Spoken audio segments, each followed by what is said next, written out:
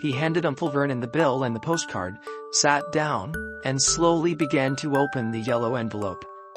Uncle Vernon ripped open the bill, snorted in disgust, and flipped over the postcard. "Marge is ill," he informed Aunt Petunia. "Ain't a funny you've Dad," said Dudley suddenly. "Dad, Harry's got something." Harry was on the point of unfolding his letter, which was written on the same heavy parchment as the envelope, when it was jerked sharply out of his hand by Uncle Vernon. "That's mine," said Harry, trying to snatch it back. "Who be writing to you?" sneered Uncle Vernon, shaking the letter open with one hand and glancing at it. His face went from red to green faster than a set of traffic lights, and it didn't stop there. Within seconds, it was the grayish-white of old porridge. "Petunia," he gasped. Dudley tried to grab the letter to read it, but Uncle Vernon held it high out of his reach. Aunt Petunia took it curiously and read the first line. For a moment it looked as though she might faint. She clutched her throat and made a choking noise. "Ferdinand, oh we goodness, Ferdinand." They stared at each other, seeming to have forgotten that Harry and Dudley were still in the room. Dudley wasn't used to being ignored. He gave his father a sharp tap on the head with his smelting stick. "I want to read that letter," he said loudly. "I want to read it," said Harry furiously, "as it's mine." "Get out, both of you," croaked Uncle Vernon, stuffing the letter back inside its envelope. Harry didn't move. "I want my letter," he shouted.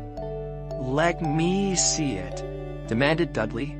"Out," roared Uncle Vernon, and he took both Harry and Dudley by the scruffs of their necks and threw them into the hall, slamming the kitchen door behind them.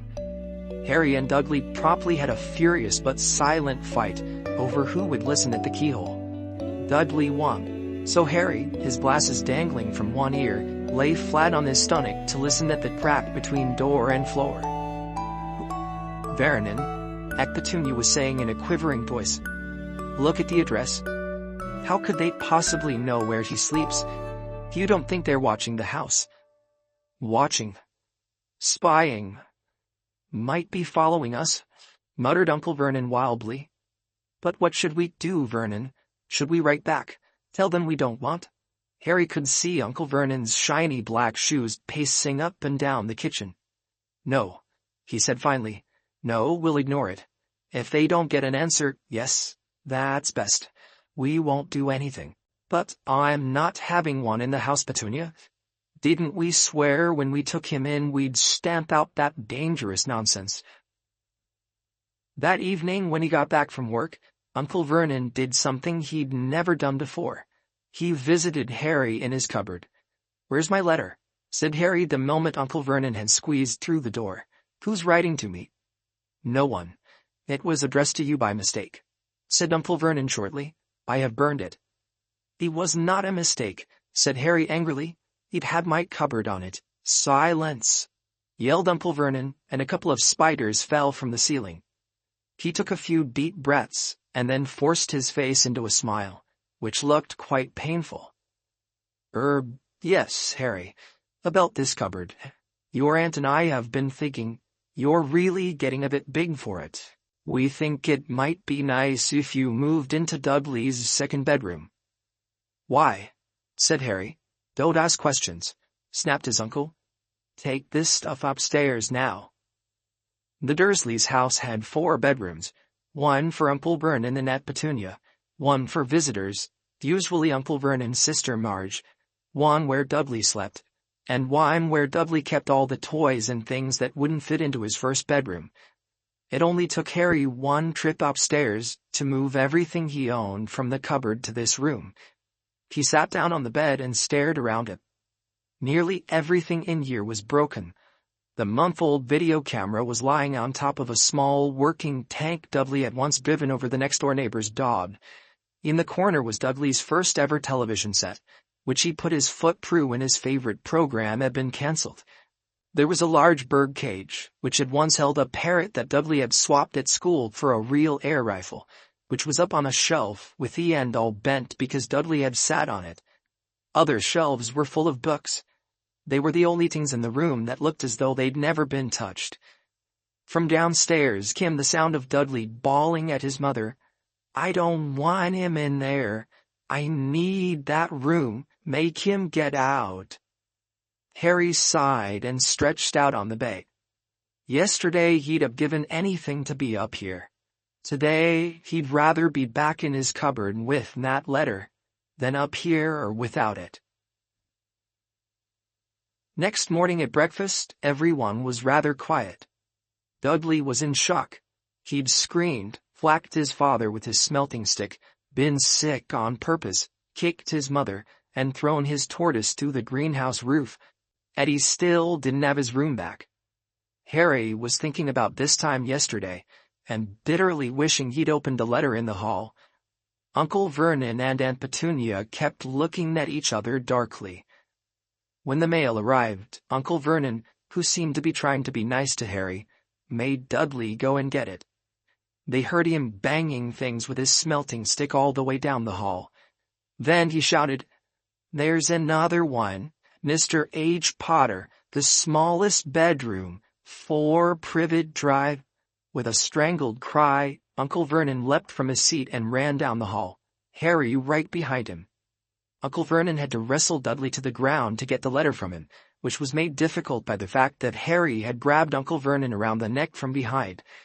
After a minute of confused fighting, in which everyone got hit a lot by the smelting stick, Uncle Vernon straightened up, gasping for breath, with Harry's letter clutched in his hand. "Go to your cupboard. I mean, your bedroom," he wheezed of Harry. "Dudley, go. Just go." Harry walked round and round his new room. Someone knew he had moved out of his cupboard, and they seemed to know he hadn't received his first letter. Surely that meant they'd try again, and this time he'd make sure they didn't fail. He had a plan. The repaired alarm clock rang at 6 o'clock the next morning. Harry turned it off quickly and dressed silently. He mustn't wake the Dursleys. He stole downstairs without turning on any of the lights. He was going to wait for the postman on the corner of Privet Drive and get the letters for number 4 first. His heart hammered as he crept across the dark hall toward the front door. Ard! Harry leapt into the air. He'd trodden on something big and squashy on the doormat. Something alive. Lights clicked on upstairs, and to his horror Harry realized that the big squashy something had been his uncle's base. Uncle Vernon had been lying at the foot of the front door in a sleeping bag, clearly making sure that Harry didn't do exactly what he'd been trying to do. He shouted at Harry for about half an hour, and then told him to go and make a cup of tea. Harry shuffled miserably off into the kitchen, and by the time he got back, the mail had arrived, right into Uncle Vernon's lap. Harry could see 3 letters addressed in green ink. "I what?" he began, but Uncle Vernon was tearing the letters into pieces before his eyes. Uncle Vernon didn't go to work that day. He stayed at home and nailed up the mail slot. "See," he explained to Aunt Petunia through a mouthful of nails. "If they can't deliver them, they'll just give up." "I'm not sure that'll work, Vernon. Oh, these people's minds work in strange ways, Petunia. They're not like you and me," said Uncle Vernon, trying to knock in a nail with the piece of fruitcake Aunt Petunia had just brought him. On Friday, no less than 12 letters arrived for Harry. As they couldn't go through the mail slot, they had been pushed under the door, slotted to the sides, and a few even forced through the small window in the downstairs bathroom. Uncle Vernon stayed at home again. After burning all the letters, he got out a hammer and nails and boarded up the craps around the front and back doors so no one could go out. He hummed tiptoe through the tulips as he worked, and jumped at small noises. On Saturday, things began to get out of hand. 24 letters to Harry found their way into the house, rolled up and hidden inside each of the 24 eggs that their very confused milkman had handed at Petunia through the living room window, while Uncle Vernon made furious telephone calls to the post office and the dairy, trying to find someone to complain to. Aunt Petunia shredded the letters in her food processor. Who on earth wants to talk to you this badly? Dudley asked Harry in amazement. On Sunday morning, Uncle Vernon sat down at the breakfast table, looking tired and rather ill, but happy. No post on Sundays, he reminded them cheerfully, as he spread marmalade on his newspapers. No damn letters today. Something came whizzing down the kitchen chimney as he spoke, and caught him sharply on the back of the head. Next moment, 30 or 40 letters came tilting out of the fireplace like bullets. The Dursleys ducked, but Harry leapt into the air trying to catch one. Out! Out! Uncle Vernon seized Harry round the waist and threw him into the hall. When Petunia and Dudley had run out with their arms over their faces, Uncle Vernon slammed the door shut. They could hear the letters still streaming into the room, bouncing off the walls and floor. "That does it," said Uncle Vernon, trying to speak calmly, but pulling great tufts out of his mustache at the same time. "I want you all back here in 5 minutes ready to leave. We're going away. Just pack some clothes. No arguments." He looked so dangerous with half his mustache missing that no one dared argue. 10 minutes later they had reached their way to the boarded-up doors and were in the car, speeding toward the highway. Dudley was sniffling in the back seat.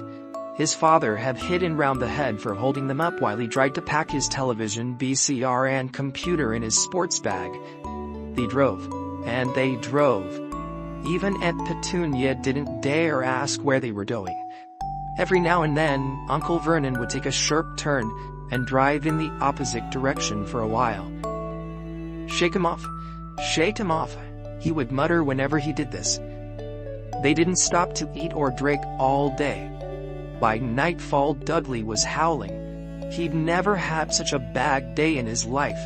He was hungry, he'd missed 5 television programs he'd wanted to see, and he'd never gone so long without blowing up an alien on his computer. Uncle Vernon stopped at last outside a gloomy-looking hotel on the outskirts of a big city. Dudley and Harry shared a room with twin beds and damp, musty sheets. Dudley snored, but Harry stayed awake, sitting on the windowsill, staring down at the lights of passing cars and wondering.